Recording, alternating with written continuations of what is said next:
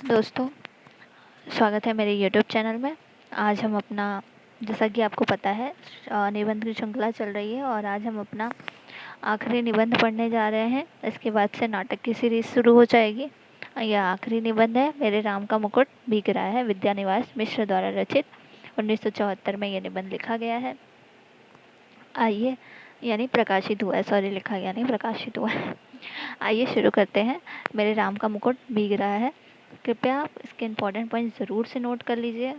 इस निबंध से हमेशा प्रश्न आते हैं, हमेशा, कभी नहीं छूटते। तो शुरू करते हैं। मेरे राम का मुकुट भीग रहा है।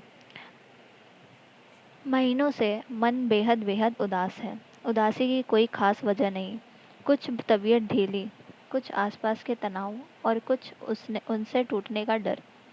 खुले आकाश के नीचे भी खुलकर सांस लेने की जगह की कमी। जिस काम में लगकर मुक्ति पाना चाहता हूँ, उस काम में हजार बाधाएं कुल लेकर आदिम उदासी के लिए इतनी बड़ी चीज नहीं बनती। फिर भी रात रात नींद नहीं आती। दिन ऐसे बीतते हैं जैसे भूतों के सपनों की एक रील पर दूसरी रील चढ़ा दी गई हो और भूतों की आकृतियाँ और डरावनी हो गई हैं। इसलिए कभी कभी दो बड़ी से बड़ी परेशानी करने वाली बात हो जाती है और कुछ भी परेशानी नहीं होती। उल्टे ऐसा लगता है जो हुआ एक सहज क्रम में हुआ, न होना कि कुछ अटपटा होता, और कभी कभी बहुत मामूली सी बात भी भयंकर चिंता का कारण बन जाती है। अभी 2-3 रात पहले मेरे मेरे एक साथी संगीत का कार्यक्रम सुनने के लिए 9 बजे रात गए। कितने बजे रात? 9 बजे रात गए। कितने दिन की पहले की बात है? 2-3 रात पहले। याद रखिए, रात, दिन नहीं, 2-3 रात पहले। साथ में जाने के लिए मेरे एक चिरंजीवी ने, कौन चिरंजीवी ने, और मेरी एक मेहमान महानगरीय वातावरण में पली कन्या ने अनुमति मांगी। शहरों की आजकल की असुरक्षित स्थिति का ध्यान करके इन दोनों को जाने तो नहीं देना चाहता था, पर लड़कों का मन भी तो रखना होता है। कह दिया 1-1.5 घंटे सुनकर चले आना। कितने घंटे? 1-1.5 घंटे सुनकर चले आना। रात के 12 बजे। कितने बज गए थे? रात के 12। कब गए थे? 9 बजे गए थे, रात के 12 बजे। लोग नहीं लौटे। गृहिणी बहुत उद्विग्न हुई, झल्लाई। साथ में गए मित्र पर नाराज होने के लिए संकल्प बोलने लगी। इतने में जोर की बारिश आ गई। छत से बिस्तर समेटकर कमरे में आया। छत पर, यह सोच रहे थे वो, छत के बाद कमरे में आ गए। गृहिणी को समझाया, बारिश थमेगी, आ जाएंगे। संगीत में मन लग जाता है तो उठने की तबीयत नहीं होती। तुम सो, ऐसे बच्चे नहीं हैं। पत्नी किसी तरह शांत होकर सो गई, पर मैं अकुला उठा। बारिश निकल गई, ये लोग नहीं आए। बरामदे में कुर्सी लगाकर राहत जोहने लगा। दूर दूर कोई भी आहट होती तो उदग्र होकर फाटक की ओर देखने लगता। रह रहकर बिजली चमक जाती थी और सड़क दिख जाती थी, पर सामने की सड़क पर कोई रिक्शा नहीं, कोई चिरई का पूत नहीं। एकाएक कई दिनों से मन में घुमड़ती पंक्तियाँ गूंज गई। मोरे राम के भीजे मुकुटवा, लक्ष्मण के पटकवा, मोरी सीता के भीजे सिनुरवा, त राम घर लौटही। मेरे राम का मुकुट भीग रहा है, मेरे लखन का पटुका यानी दुपट्टा भीग रहा होगा, मेरी सीता की मांग का सिंदूर भीग रहा होगा। मेरे राम घर लौटे आते। बचपन में दादा नानी जापेवर वह गीत गाती।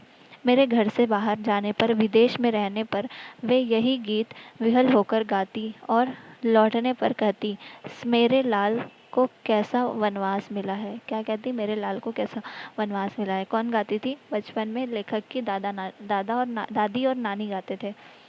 ठीक है। जब मुझे दादी नानी की इस आकुलता पर हंसी भी आती, गीत का स्वर बड़ा मीठा लगता।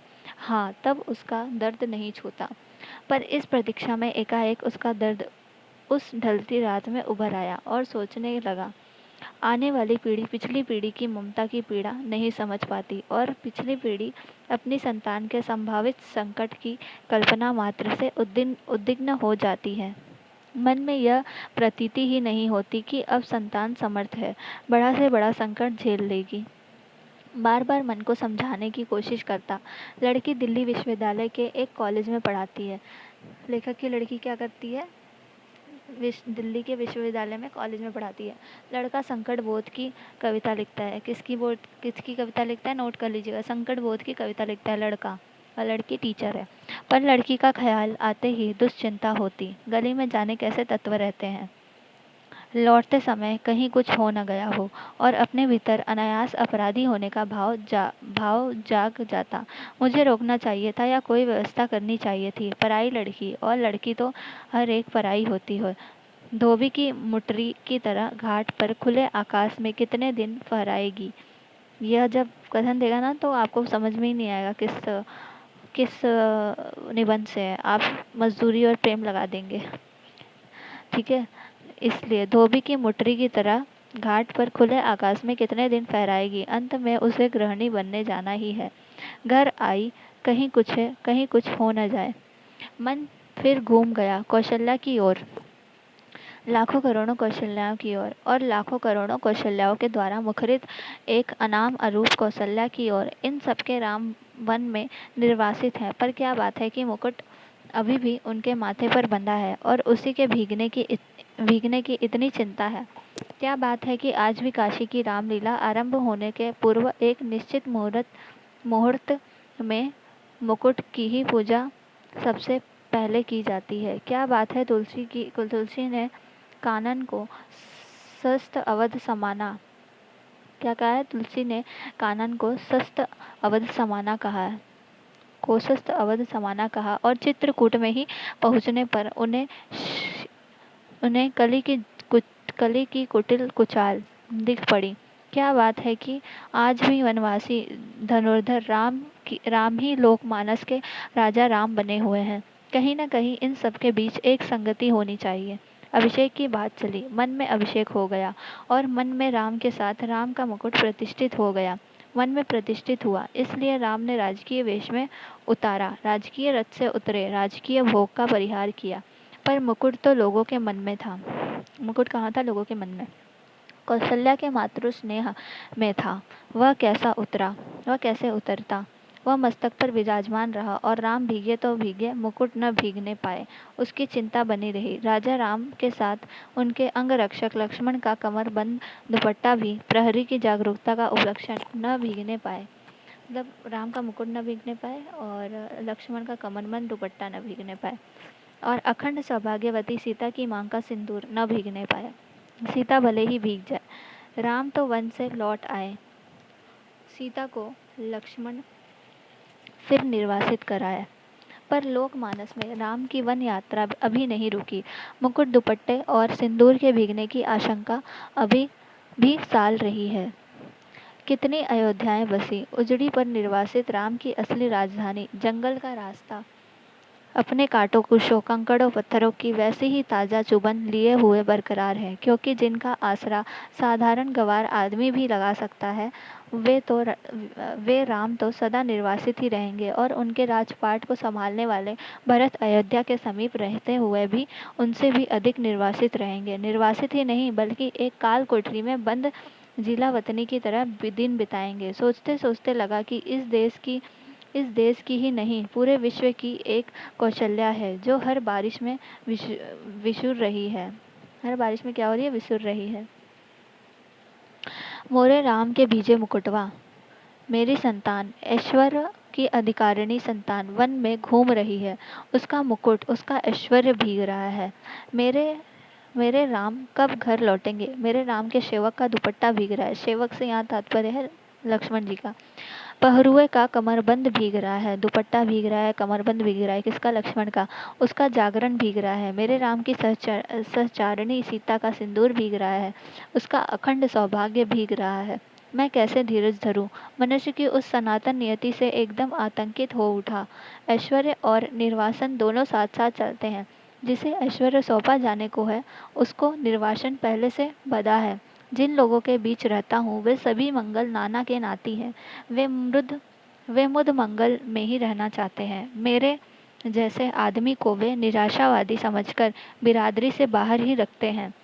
डर लगता है कि कहीं उड़कर उन्हें भी दुख न लग जाए। पर मैं अशेष मंगलाकांक्षाओं के पीछे से जागती हुई दूर निर्वार शंकाकुल आंखों में झांकता हूँ, तो मंगल का सारा उत्साह फीका पड़ जाता है। और बंदरवार न दिखकर बटोरी हुई रस्सी की शकल में कुंडली मारे नागिन दिखती है। मंगल घट औंधाई हुई अधफुटी गगरी दिखता है। उत्सव की रोशनी का तामझाम, धुओं की गांठों का अंबार दिखता है और मंगल वाद्य डेरा उखाड़ने वाले अंतिम कारबरदार की उच्छ्वास में बजकर एक बार की बंद हो जाता है। लागती अवध भयावह बारी, मानहु कालरिति अंधियारी। रामचरितमानस का यह श्लोक है जो इस निबंध में दिया गया है। मेरे राम का मुकुट भीग रहा है। लागती अवध भयावह बारी, मानहु कालराति अंधियारी। घोर जंतु सम पुर नर नारी, डरपहि एक निहारी। घर मसान परिजन जनुभूता, सुत हित मित मनहु जमदूता। वागन विपट बेली कुम्हिलाही, सरित सरोवर देखी न जाही। कैसे मंगलमय प्रभात की कल्पना थी और कैसी अंधेरी काल रात्रि आ गई है। एक दूसरे को देखने से डर लगता है।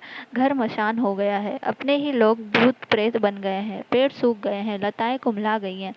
नदियों और सरोवरों को देखना भी दुस्सह हो गया है, केवल इसलिए कि जिसका ऐश्वर्य से अभिषेक हो रहा था वह निर्वासित हो गया। उत्कर्ष की ओर उन्मुख समष्टि का चैतन्य अपने ही घर से बाहर कर दिया गया। उत्कर्ष की, मनुष्य की ऊर्ध्वन्मुखी चेतना की यही कीमत सनातन काल से अदा की जाती रही है। इसलिए जब कीमत अदा कर ही दी गई तो उत्कर्ष कम से कम सुरक्षित रहे, यह चिंता स्वाभाविक हो जाती है।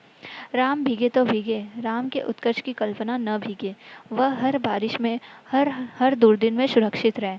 नर के रूप में लीला करने वाले नारायण निर्वासन की व्यवस्था झेले, पर नर रूप में उनकी ईश्वरता का बोध दमकता रहे।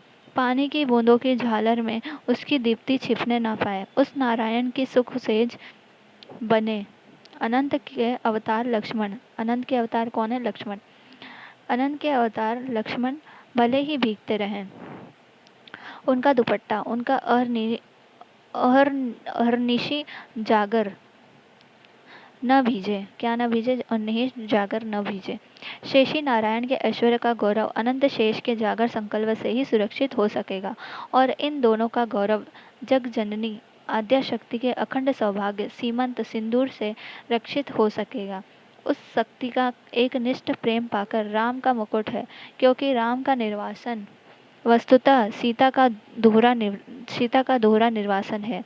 राम तो लौटकर राजा होते हैं, पर रानी होते ही सीता राजा राम द्वारा वन में निर्वासित कर दी जाती है। राम के साथ लक्ष्मण है, सीता है। सीता वन्य पशुओं से घिरी हुई विजन में सोचती है, प्रसव की पीड़ा हो रही है, कौन इस वेला में सहारा देगा? कौन प्रसव के समय प्रकाश दिखलाएगा? कौन मुझे संभालेगा? कौन जन्म के गीत गाएगा? कोई गीत नहीं गाता। सीता जंगल की सूखी लकड़ी बनती है, जलाकर अंजोरी करती है और जुड़वा बच्चों का मुंह निहारती है। दूध की तरह अपमान की ज्वाला में चित्त कूद पड़ने के लिए उफनता है और बच्चों की प्यारी और मासूम सूरत देखते ही उस पर पानी के छींटे पड़ जाते हैं, उफान दब जाता है। पर इस निर्वासन में भी सीता का सौभाग्य अखंडित है। वह राम के मुकुट को तब भी प्रमाणित करता है। मुकुटधारी राम को निर्वासन से भी बड़ी व्यथा देता है और एक बार और अयोध्या जंगल बन जाती है। स्नेह की रसदार रेत बन जाती है। सब कुछ उलट पुलट हो जाता है। भवभूति के शब्दों में पहचान की बस एक निशानी बच रहती है। दूर ऊंचे खड़े तटस्थ पहाड़, राज मुकुट में जड़े हीरो की चमक के सैकड़ों शिखर, एकदम कठोर, तीखे और निर्मम। पूरा यंत्र स्तोत्र पुलिन मदोना तत्र सनीता, विपर्यांस यातो घनविरल भाव क्षिति रुहामु। बहो कलाद दृष्ट हपरमीय मने वनमिंद, निवेश सैलाना तदितमेति बुद्धि दृढ़ यति। ये क्या थी? पंक्ति थी। राम का मुकुट इतना भारी हो उठता है कि राम उस बोझ से करा उठते हैं और इस वेदना के चित्कार में सीता के माथे का सिंदूर और दमक उठता है। सीता का वर्चस्व और प्रखर हो उठता है। कुर्सी पर पड़े पड़े यह सब सोचते सोचते 4 बजने को है। मतलब 12 बज गए थे, तब तक नहीं आए थे और अब सुबह के 4 बजने वाले हैं। इतने में दरवाजे पर हल्की सी दस्तक पड़ी। चिरंजीवी निचली मंजिल से ऊपर नहीं चढ़े। सहमी हुई कृष्णा, मेरी मेहमान लड़की, बोली, दरवाज़ा खोलिए। आंखों में इतनी कातरता कि कुछ कुछ कहते नहीं बना। सिर्फ इतना कहा कि तुम लोगों को इसका क्या अंदाज होगा कि हम कितने परेशान रहे हैं। भोजन दूध धरा रह गया, किसी ने भी छुआ नहीं। मुंह ढाँपकर सोने का बहाना शुरू हुआ। मैं भी स्वसित की सांस लेकर बिस्तर पर पड़ा, पर अर्धचेतस अवस्था में फिर जहाँ खोया हुआ था वहीं लौट गया। अपने लड़के घर लौट आए, बारिश से नहीं संगीत से भीगकर। मेरी दादी नानी के गीतों के राम, लखन और सीता अभी भी वन भीग रहे हैं। तेज बारिश में पेड़ की छाया और दुखद हो जाती है। पेड़ की हर पत्ती से टप टप बूंदें पड़ने लगती हैं। तने पर टिके तो उसकी हर नस नस से अप्लावित होकर बारिश पीठ गलाने लगती है। जाने कब से मेरे राम भीग रहे हैं और बादल है कि मूसलाधार ढरकाए चले जा रहे हैं। इतने में मन में एक चोर धीरे से फुसफुसाता है राम तुम्हारे कब से है हुए, तुम जिसकी बुनाहट पहचान में नहीं आती, जिसके व्यक्तित्व के ताने बाने तार तार होकर अलग हो गए हैं। तुम्हारे कहे जाने वाले कोई भी हो सकते हैं कि वह तुम कह रहे हो। मेरे राम और चोर की बात सच लगती है। मन कितना बटा हुआ है, मनचाही और अनचाही दोनों तरह की हजार चीज़ों में। दूसरे कुछ बतियाएं भी पर अपने ही भीतर प्रतीत नहीं होता कि मैं किसी का हूँ या कोई मेरा है। पर दूसरी ओर यह भी सोचता हूँ कि क्या बार बार विचित्र से अनमनेपन में अकारण चिंता किसी के लिए होती है? वह चिंता क्या पराये के लिए होती है? वह क्या कुछ भी अपना नहीं है? फिर इस अनमनेपन में ही क्या राम अपनाने के लिए हाथ नहीं बढ़ाते आए हैं? क्या न कुछ होना और न कुछ बनाना ही अपनाने की उनकी बूढ़ी हुई शर्त नहीं है? तार टूट जाता है, मेरे राम का मुकुट भीग रहा है, यह भीतर से कहा पाऊँ। अपनी उदासी से ऐसा चिपकाव, अपने सकरे से दर्द से ऐसा रिश्ता, राम को अपना कहने के लिए केवल उनके लिए भरा हुआ हृदय कहाँ पाऊँ? मैं शब्दों के घने जंगलों में हिरा गया हूँ।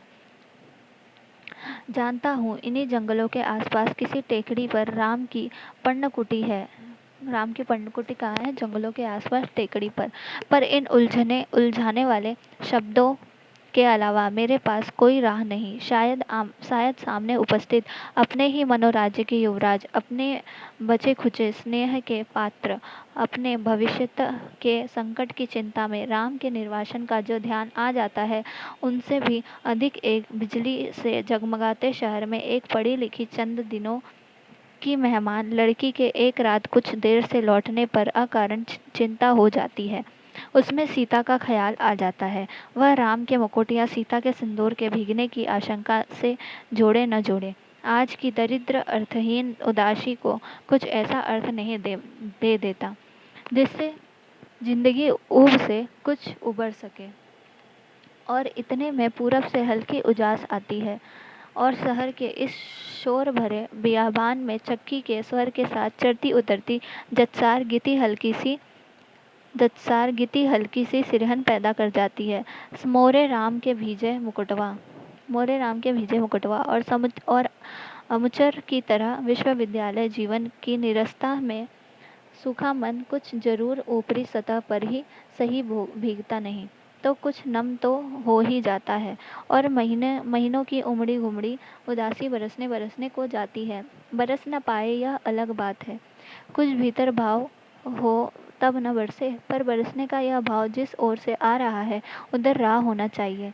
इतनी असंख्य कौशल्याओं के कंठ में बसी हुई जो एक अरूप ध्वनिमय कौशल्या है, अपनी सृष्टि के संकट में उसके सतत उत्कर्ष के लिए आकुल उस कौशल्या की ओर, उस मानवीय संवेदना की ओर ही कही रहा है। घास के नीचे दबी हुई, पर उस घास की महिमा अपरंपार है। उसे तो आज वन्य पशुओं का राजकीय संरक्षित क्षेत्र बनाया जा रहा है।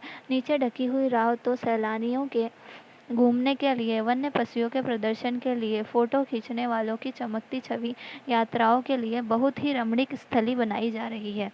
उस राह पर तुलसी और उनके मानस के नाम पर बड़े बड़े तमाशे होंगे, फुलझड़ियाँ दगेंगी, सैर सपाटे होंगे, पर वह राग ढकी ही रह जाएगी। केवल चक्की का स्वर, श्रम का स्वर ढलती रात में भीगती रात में अनसोए वात्सल्य का स्वर राह तलाशता रहेगा। किस ओर राम मुड़े होंगे बारिश से बचने के लिए? किस ओर बता दो सखी। दोस्तों, यह निबंध हमारा यहाँ समाप्त होता है। इसकी एक भूमिका भी है। वह भूमिका अपनी बात के नाम से है, जिसके कुछ प्रमुख पंक्ति है वह मैं आपको रीड करके बता देती हूँ।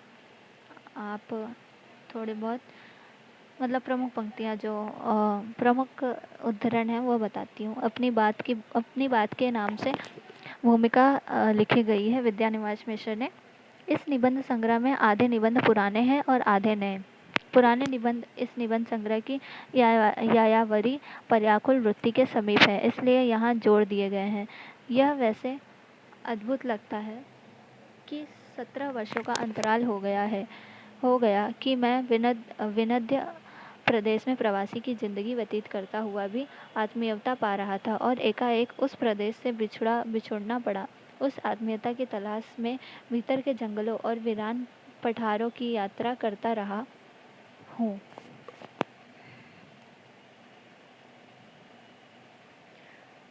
करता रहा हूँ। एक तरह से वह प्रवास अपने दर्द के साथ घर में ही आ पहुँचा है।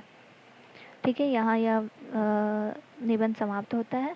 हमारी निबंध की श्रृंखला ख़त्म होती है। इसके बाद हम नाटक की श्रृंखला शुरू करेंगे। तब तक के लिए धन्यवाद।